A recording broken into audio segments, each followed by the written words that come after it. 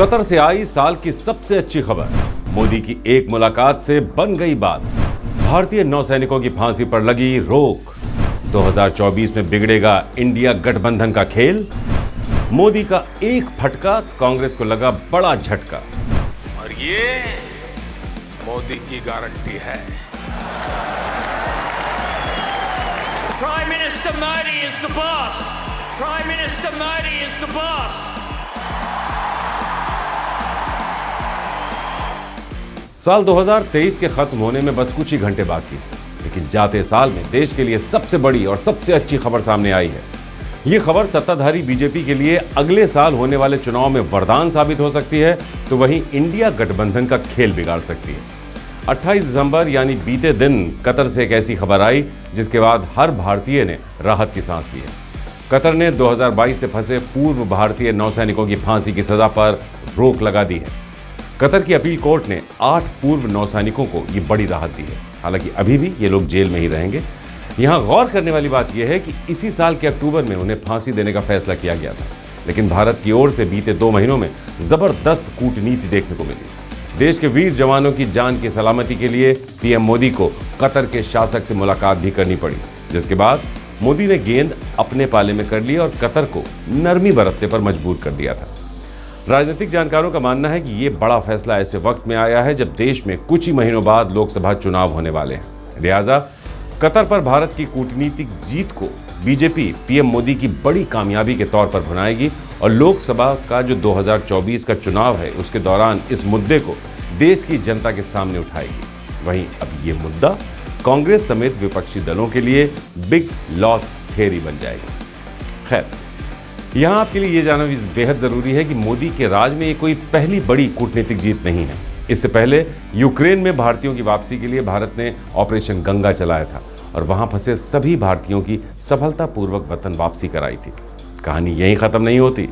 Yemen में भारतीयों की वापसी के लिए सऊदी अरब यूएई ने हवाई हमले रोक दिए थे और भारतीय नौसेना को सहायता दी थी। तो आज हम आपको मोदी की कूटनीतिक जीत के कुछ ऐसे ही किस्से बताने वाले हैं। एक मुलाकात और बन गई बात।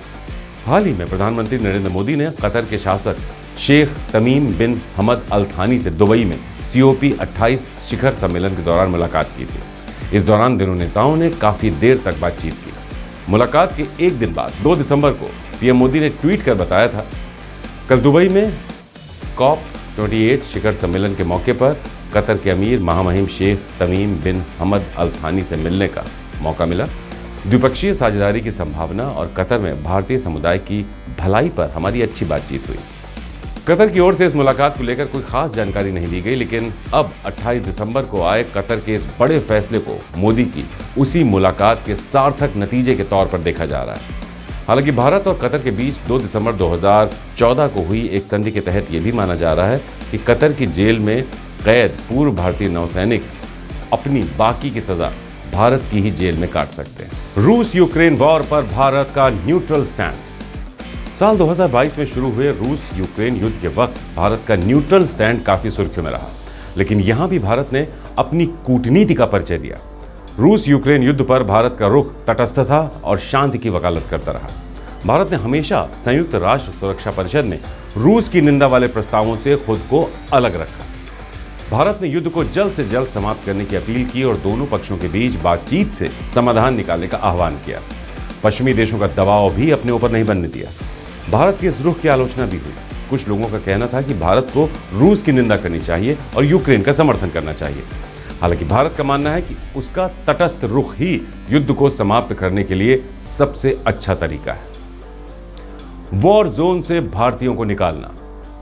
मोदी सरकार के केंद्र में आने के बाद से भारत ने अंतर्राष्ट्रीय स्तर पर बहुत सराहनीय काम किया है। 2014 के बाद से यमन से 4,500 से ज्यादा भारतीयों को निकालने के लिए ऑपरेशन रक्षक, श्रीलंका से 2,000 से अधिक भारतीयों को निकालने के लिए ऑपरेशन संजीवनी और यूक्रेन से 22,500 से अधिक भारतीयों को निकालने के लिए ऑपरेशन गंगा चलाया गया और सफलतापूर्वक भारतीयों को स्वदेश वापस लाया गया।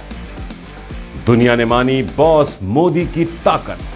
5 राज्यों में विधानसभा चुनाव से कुछ ही वक्त पहले पीएम मोदी ने कहा था कि जब सभी से उम्मीद खत्म हो जाती है तब मोदी की गारंटी शुरू होती है। तो राजनीतिक जानकारों का कहना है कि मोदी की गारंटी का फॉर्मूला बीजेपी के लिए संजीवनी जैसा साबित हो रहा है।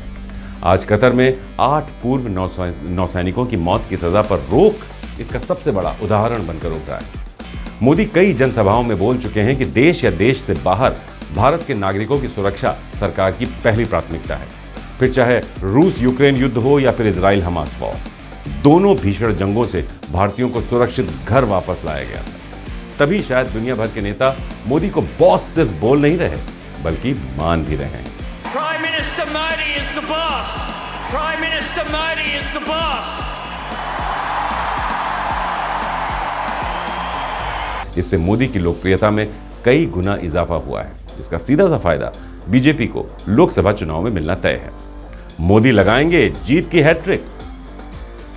इंडियन नेवी के 8 पूर्व कर्मचारियों को मौत की सजा सुनाए जाने के बाद से विपक्षी गठबंधन समेत देश के कई बड़े बड़े नेता मोदी सरकार पर हमलावर थे। हैदराबादी भाईजान असदुद्दीन ओवैसी ने इस मामले पर पीएम मोदी पर तंज कसते हुए कहा था कि वो शेख ही बघाड़ते हैं कि इस्लामी देश उनसे कितना प्यार करते हैं। वहीं कांग्रेस सांसद मनीष तिवारी ने भी कतर के फैसले को दुर्भाग्यपूर्ण बताते हुए सरकार पर हमला बोला और पूर्व नेवी अफसरों को घर लाने की मांग की। लेकिन अब कतर पर पीएम मोदी को मिली बड़ी कामयाबी ने विपक्षी दलों को चारों खाने चित्त कर दिया है। अब उन्हें यह सोचना होगा कि आखिर मिशन 2024 के लिए मोदी सरकार को घेरे तो घेरे कैसे। जाहिर तौर पर अब कांग्रेस और उसके साथी दलों को महंगाई, बेरोजगारी, संसद सुरक्षा चूक जैसे मामलों से ऊपर उठकर मोदी सरकार को घेरने के लिए कोई ना कोई नई रणनीति तैयार करनी ही होगी। और अगर वक्त रहते ऐसा ना हुआ तो 2024 में मोदी की जीत की हैट्रिक रोक पाना शायद मुश्किल होगा। नमस्कार।